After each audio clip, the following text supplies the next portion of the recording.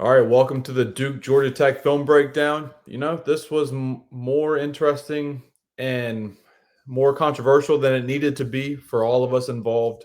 The Spectrum Center needs to blow up. I need to have the Joker and just detonate it because all my favorite players just get hurt at Spectrum Center. Hornets need to relocate. AC tournament needs to relocate back to Greensboro. I'm tired of it. Also, I need a haircut. This is a film breakdown that I am now looking at myself like, damn. So my barber tomorrow, next film breakdown, we're gonna figure that out. We're gonna take care of that. This was crazy. Cooper Flagg, Maliq Brown. I guess Maliq Brown first. Cooper Flagg second. Got hurt. Duke was down double digits. Isaiah Evans stepped up, and Pat Ngongba actually is a guy I really am excited to talk about in this film breakdown. Once Cooper Flagg went down, Pat Ngongba was a guy that stepped up for Duke when they needed somebody the most, and obviously Con Knipple. Most of this is shockingly in the second half, but we're going to go right into it now. Named third team all ACC this week. Yesterday went for 16, 10, and also 4 blocks. He's a superb defender. Cooper Flagg with a touch to the paint. Outside for James, and he can't sink it. So, obviously, Duke shooting the ball with Spalding basketballs, they don't shoot great. They were 4-24 against against Kentucky. They shot okay against Kansas. And in this game, they started, 0 of 12? And why do I have this clipped up to start? Because this is just kind of how teams will play Duke. Maliq is diving, crashing down immediately. Georgia Tech's worried about him. 2 guys are on Flagg, rightfully so. The guy that's playing Maliq / Sion James taking away Maliq's run to the rim.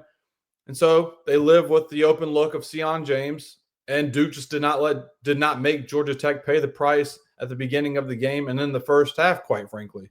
Flagg around the back. Proctor lifts and too strong. But look at Con Knipple coming in from out of nowhere to come up with the offensive rebound. Great movement. Another terrific fake. Knipple fakes again and 2. Con Knipple, I tweeted this, but Con Knipple is arguably the best player in college basketball, jumping off 2 feet and playing through contact. This is just this is a vet play that he makes. I was trying to go back farther to see the Cooper Flagg behind the back pass, but Proctor missed a 3. But here, ball fake, get him in the air, ball fake again, the Mason Gillis special. Lean in, create the contact. Could have been an and one, but play through it nonetheless. Con Knipple is strong as an ox when he's around the rim. Those lessons himself as a player, culminating here, of course, in the ACC championship in 2010, as well as a national championship. Knipple back out for Flagg. Trying to get around Powell, and a strong move. Again, could have been an and one. Tough take by Cooper Flagg. Also, O'Brien and Corey Alexander. Maliq Brown's playing right now. I know you guys were talking about it with 7 minutes left. He hasn't checked in the game. He was in the game at the 14-minute mark. But have this clipped up to show you guys how good Con Knipple is with the ball in his hands. Just gets his guy on his hip, but then he's snake dribbling right into Cooper Flagg's defender, 31, to where now he's in front of Con Knipple. His closeout's not going to be a good one against Cooper Flagg because he was just looking at Knipple, so he's not going to close out well. And Cooper Flagg loves to go left. He's righty, but he loves going left and finishing with his left. And here, tough take, should have been an and one, and that's all set up by Con Knipple's snake dribble to draw Cooper Flagg's defender. The Yellow Jackets 4 of 6 from beyond the arc. Duke yet to make one, and give Damon Stoudemire and his staff a tremendous amount of credit. They've come out with confidence after a win yesterday. They feel like they can take down the #1 team in the. So right there, it just seems like Duke is panicking. They're feeling the pressure. They've scored 8 points in 10 minutes. Tyrese Proctor's getting downhill, and then he throws it to Kama Maliq here, who's not expecting the pass. Now Maliq is looking to give it to a guard, and Sion James. He can hit threes. Like Sion James, I had that stat of his catch and shooting 3-point percentage is 51%. But him off the dribble here, they're going under. Duke hasn't made a 3-pointer yet. There's 18 on the shot clock. I would rather Sion James just attack the big man of Maliq's defender and make a play at the rim that he's so good at doing. Instead, I just feel like this was a rush shot because Duke feels the pressure of not scoring the basketball. and Sion James just shot a bad shot, in my opinion, there. I would rather Sion James get to the rim. Yeah, it was a hard hit. Both of them hit the ground very hard on that possession. Knipple, a feathery pass. Maliq with a little hook. Knipple and Maliq, the two-man game that took over in the second half. This is just the highlight of the first half with them two guys on the ball. Once Knipple feels that two guys are around him, he immediately looks to pass. And look, this is a great pass. Throw it high for the big guy. And then nice little touch by Maliq around the rim. Terry, he'll slam it. And a great job by Ndongo getting his head up, seeing Terry sprinting right beside him. Normally the guy without the ball is going to be faster. Terry was able to get to the rim quickly to slam it home.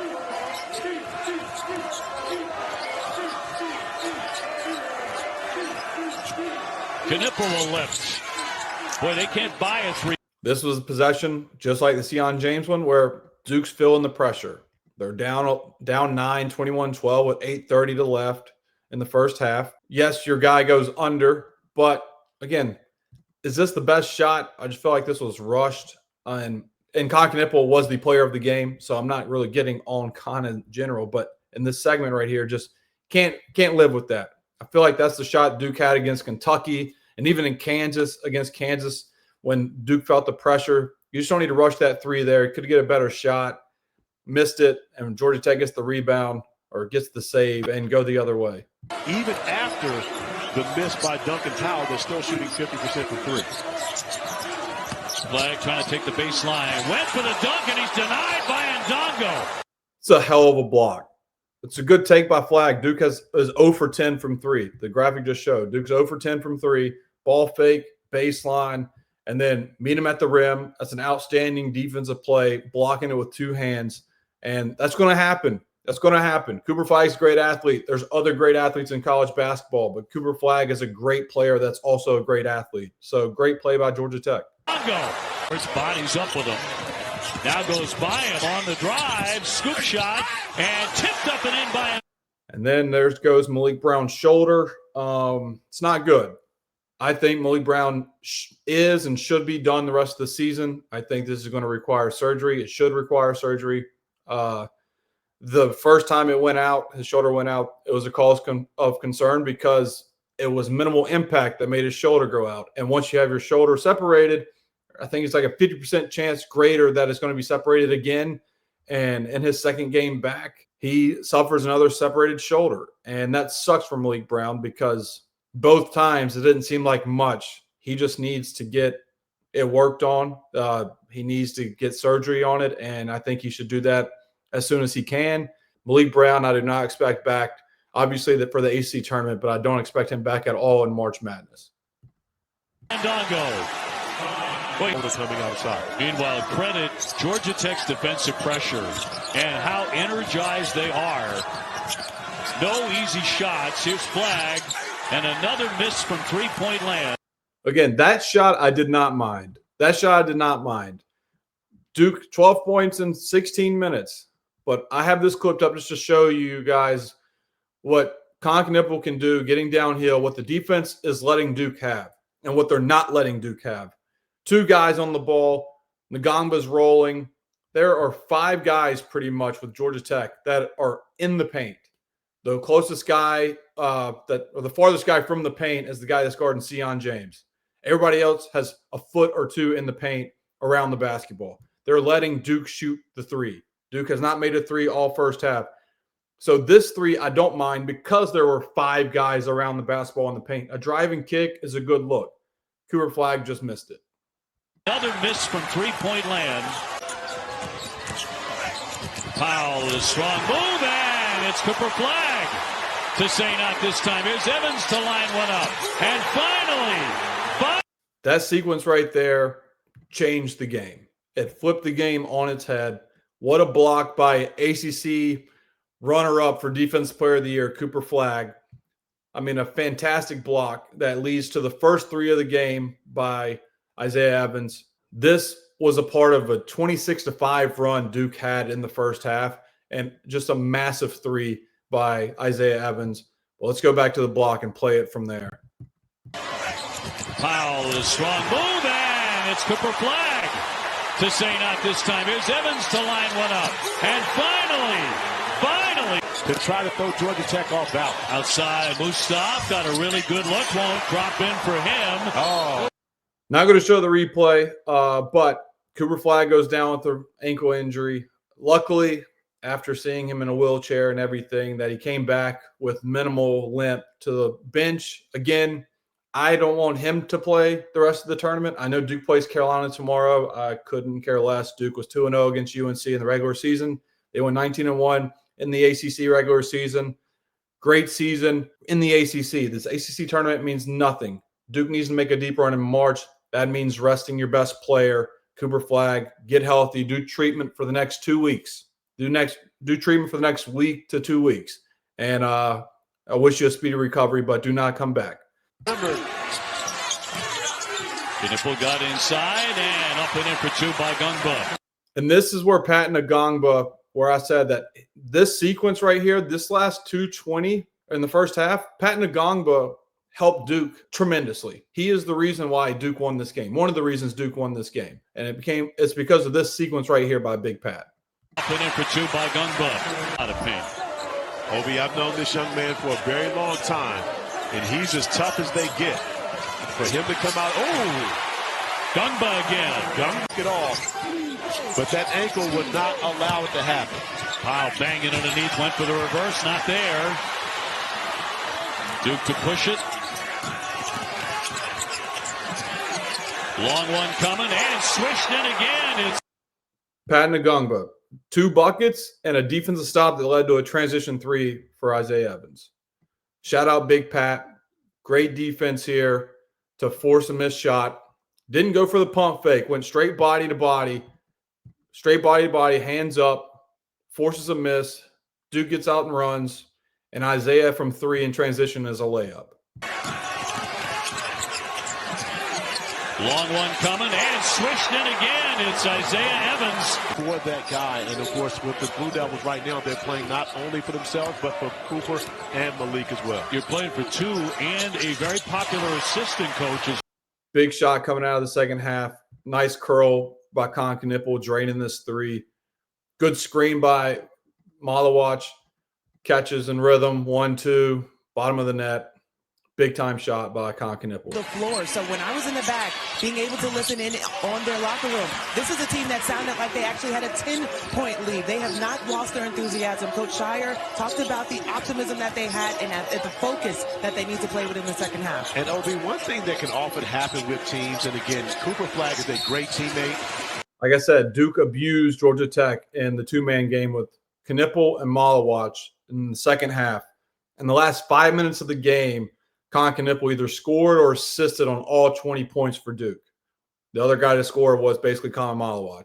And here, it's the same play that Duke just ran, a curl screen to get Knipple open for a 3. So Mason Gillis gets out of there, down screen. He can curl it. Instead, he comes back to go ball screen action.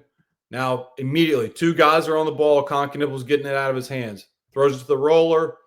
Maliq gets fouled and goes to the line. Good play by Knipple.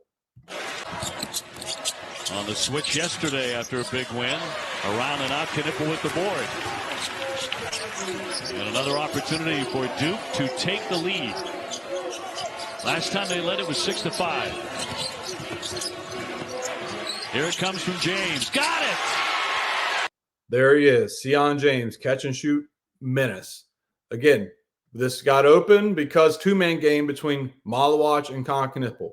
That's all this film breakdown is going to be if you haven't caught on yet. Just a little bump and go by Maliq. Again, 2 guys are on the ball. Sion James's guy is going to go tag Maliq because Maliq's guy is blitzing Knipple on the ball screen. Strong hands by Knipple, finds the open man. Duke gets the first lead in a long time. Longer on the possession. Proctor, nifty dribble, can't stick it. Back up again, no. The follow is up and in. So I couldn't play this whole segment due to synergy. It just kept cutting. But this was, I think, 4 offensive rebounds in this sequence for Duke that finally laid in. Like they finally got the 2 points. And I just love the determination by Duke as a whole team right here. I think Knipple had 1 or 2. Maybe Gillis had 1. And then Tyrese Proctor goes down. misses it, stays with it, misses it again, and then Maliq cleans the glass. As a 7-footer should do, clean the glass. He does that.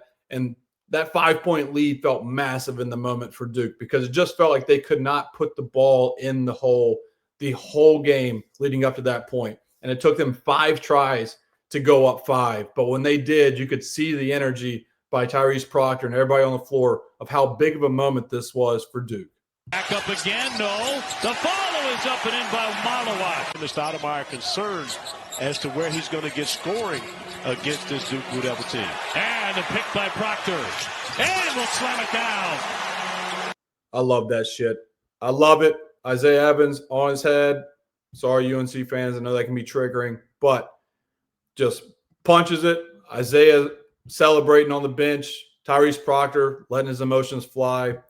Just a great play by Tyrese Proctor. Bench, encouraging and doing anything you can to help your team win. In for Evans, instant offense. That even caught me off guard. I clipped these up, and I forgot how quick that damn shot was. Just a curl screen for Isaiah, and he's going to act like he's setting a down screen for Con Knipple, but all he's doing is baiting his guy to relax for a little bit. He's going to come off a tight curl screen from Pat Ngongba. He's going to just slip it, get out of there. His defender's cooked, bumps into Ngongba. If Isaiah Evans has any look at the rim, the ball is going in, and that's what happened. The corner drains it. This is the end of the floor where Cooper Flagg will be missed the most. His rotations, his ability to be able to close out and guard off the bounce as well as deny opportunities at the rim. 14 for Duncan Powell coming up 21 against Virginia yesterday. Inside and a layup. Just a great play by Shire here. Duke kills teams on the flare screen. We know that, especially with Isaiah Evans. This is the setup. Flare screen for Isaiah on the naked side of the floor. Georgia Tech knows it. So what's going to happen is Isaiah's guy is going to attach and go over with Isaiah, and Pat Ngongba's defender is going to also try and bump and help off of Isaiah so he cannot catch this 3. So with that, Pat Ngongba feels his defender go away from him. Right when you feel his hands go off of you, it's a slip. It's a read. It's a great read by Pat Ngongba. Great slip, great finish. Could have been an and one, but Big Pat, man, came up massive for Duke when they needed him. The winner to advance to the semifinals tomorrow. Evans on the attack off the window for 2. If Isaiah can do that consistently of putting the ball on the floor and finishing off those tight curls, it just opens up his three-pointer even more.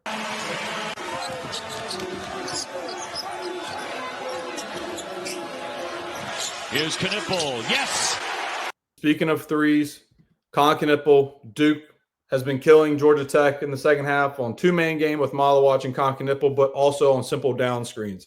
That's how we've seen Isaiah get downhill on curls.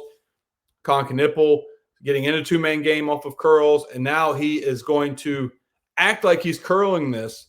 It's a great read by Con Knipple because his defender is going to shoot the gap and go the other way and meet him, trying to meet him on the other side here. He's trying to meet Con Knipple on the other side. Knipple reads it and steps back behind Pat Ngongba to get more space to get the shot off. So the defender tries to shoot the gap. Too much space because he gets clipped by Big Pat. Catch and shoot. Big time shot. Duke's up 8. Play the rest of the day, nor will Maliq Brown, who missed games because of a shoulder injury, and he re-injured that today in the first half. They're both out for the rest of this one. Cross court, Powell, who's been a dangerous man in this tournament, taking on Knipple one-on-one. Looking for the pass, and he threw it away. Just really good defense. Good team defense by Duke. Really good defense by Con Knipple. Like I said, he's so underrated as a defender. Powell has been Georgia Tech's best player all game, and Knipple had the assignment right here and did not disappoint. Did not let him breathe. I really like this wrinkle by Shire of trapping the guy in the corner with Big Pat on him to throw a guard at him so he cannot take advantage of Pat Ngongba on the baseline. Pat Ngongba's feet are high up to where he's not giving up baseline. He's giving up middle because middle helps come in with Isaiah Evans. So now the guy puts the ball on the floor, trapped. He has to make a decision. Con Knippel's playing a great job playing two. He's taking away the cutter and zero, and also he can get back to his guy if it's a deep skip. And Caleb Foster battling down low to not let Georgia Tech get a post up is really good work by him as well. There's the skip, and then Con Knippel does the rest. Just stays with his man.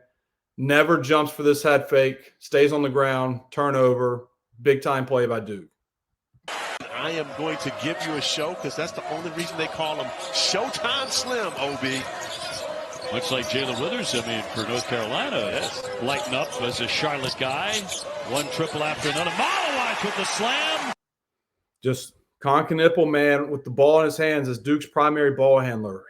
He just makes the right reads, it seems like, all the time. All the time. He had 1 or 2 turnovers in this game, but he had 8 assists. I'll take that 8-to-1 assist-to-turnover ratio. Ball screen. And also, it's a good job. It's a good read because I think right after this is Isaiah Evans going to shoot an open three. He misses, but here is the same set they are going to run is ball screen. Isaiah Evans is purposefully down there to try and get his guy either to go with Common, so he's open for a three, or he stays attached to Isaiah. It's a lob. He stays attached to Isaiah. There's no help. Leads to a dunk. Good play design by Duke to get Common Maliq to get downhill and to get Isaiah Evans an open look if his guy stays attached to help side with Common Maliq. This guy, one triple after another. Maliq with the slam as and Dongo blowing by and no on the slam. He's had a very different second half. Here comes Evans. Wide open. You miss a dunk, Duke's going to make you pay. It's as simple as that. 7 for 3, so Duke has turned the effort up on both ends of the floor, and oftentimes when your defense gets going, it helps you on the offensive end of the floor. It says an awful lot about the makeup of this Duke team. Knippel outside for Evans, the step, the fire. So that's the same set with a different option that we just saw. Maliq had the dunk, but now Isaiah's guy stays on the rim runner and bumps Maliq, so Knippel makes the right read. Isaiah's guy is going to stay on Maliq, so he knows it, throws it to Isaiah. Isaiah ball fake, sidestep three, and he misses, but that's a good play. It's a good play. If you stay attached to Isaiah, the lob is there. If you get off Isaiah to bump the roller, the three-pointer's there. He just missed a shot, but I thought it was still good execution by Duke. Missed many of those. Duke, of course, by Lenardi and company, a projected #1 seed. North Carolina on this floor next. Georgia Tech now going to the zone defensively. Gotta imagine they had a hard-fought win yesterday against Virginia. Oh, Knippel again. Knippel just toying with Georgia Tech as the passer, as the facilitator for Duke. Still had a career high in this game. Had a career high in points, and he was just abusing Georgia Tech. Georgia Tech runs this zone. You want your best passer in the middle of a zone offense. You want to have him at the free throw line because you trust him to make the right reads, and that's Con Knippel. Con Knippel's in the middle. He's trying to find room, where to go. Sets a screen. Now he flashes up. Now he catches top of the key. Guy oversteps, spin off of him, attack the middle man, because when you attack the middle guy of the zone, you can dump it down to the big fella, and that's what Con Knippel does. Lob threat, big man, big time bucket. Duke's up 11. Who was the hero yesterday for the Yellow Jackets, coming up with a big bucket to get the league back to 8. 5 minutes to go in Charlotte. Knippel threading inside, banks it in. He'll go to the line. I mean, that's such a tough freaking take. The dude was just groped the whole way down to the rim. Hand check, arms on him. 2 more arms were on him. Fight through, finish. And I love the guy looking at the ref for Georgia Tech. It's just like, whoa, what do you mean? I didn't touch him. The baseline angle shows the whole thing. Con Knippel, strong as an ox, going to the rim. That uniform and that number.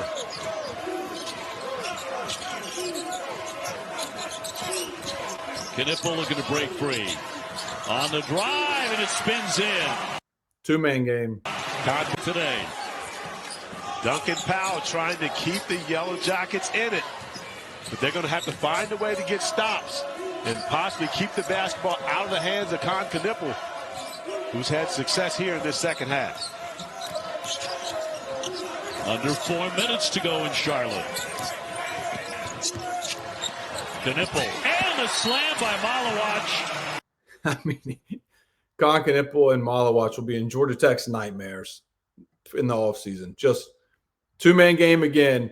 The patience, the poise by Knipple, like slow is smooth, smooth is fast. And that's how I describe his game. And sure enough, him as the ball handler, that's just what he does. He's not going to wow you with speed, but his pace is phenomenal as a vet. He plays like a vet. It's a great read, great lob. And Knipple, hell of a game. George lost it.